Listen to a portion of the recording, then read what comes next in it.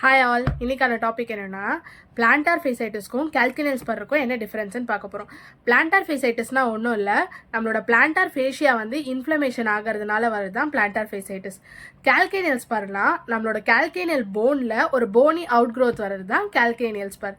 இது எதனால் வருது அப்படின்னு பார்த்தோன்னா, பிளான்டார் ஃபேசைட்டிஸ்க்கான ரீசன் வந்து ரிப்பீட்டேட்டிவ் ஸ்ட்ரெஸ் இருக்குது, இல்லை ஓவர் ஸ்ட்ரெச் ஆகுது பிளான்டார் ஃபேஷியா, இல்லை மைக்ரோ டியர்ஸ் இருக்குது அப்படின்னா பிளான்டார் ஃபேசைட்டிஸ் வரலாம். கால்கினியல் ஸ்பர் வந்து க்ரானிக் ஸ்ட்ரெஸ் இருக்குது, இல்லை பிளான்டார் ஃபேஷியா ரொம்ப நாளாக அவங்களுக்கு இருக்குது அப்படின்னா கால்கினியல் ஸ்பர் வரதுக்கான சான்சஸ் அதிகமாக இருக்குது.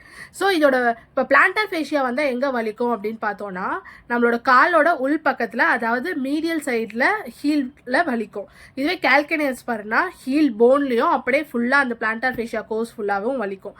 அண்ட் தென் இது எப்போ அக்ரிவேட் ஆகும் அப்படின்னு பார்த்தோன்னா, பிளான்டார் ஃபேஷியா வந்து தூங்கி எழுஞ்சதுக்கப்புறம் இல்லை ரெஸ்ட்டில் இருந்துட்டு நடக்க போகிற அப்புறம் வந்து பார்த்தீங்கன்னா அதிகமாக இருக்கும். கால்கினியல் ஸ்பர் வந்து நடந்துகிட்டே இருக்கும் அப்படின்னா அதிகமாக இருக்கும். பிளான்டார் ஃபேஷியாவோட ரிலீவிங் ஃபேக்டர் எது பார்த்தோன்னா, வாக் பண்ணி அதாவது ஸ்டார்ட் பண்ணும்போது வலி இருக்கும், வாக் பண்ண ஸ்டார்ட் பண்ணிட்டோம், நடந்துட்டோம் அப்படின்னா அதுக்கப்புறம் வலி கம்மியாயிடும். அதில் கால்கினியல் ஸ்பரில் ரிலீவிங் ஃபேக்டர் எதுனா ரெஸ்ட் எடுத்தோன்னா கம்மியாயிடும். ஸோ உங்களுக்கு எந்த டைப் ஆஃப் பெயின் இருக்குன்னு கமெண்ட் பண்ணுங்கள்.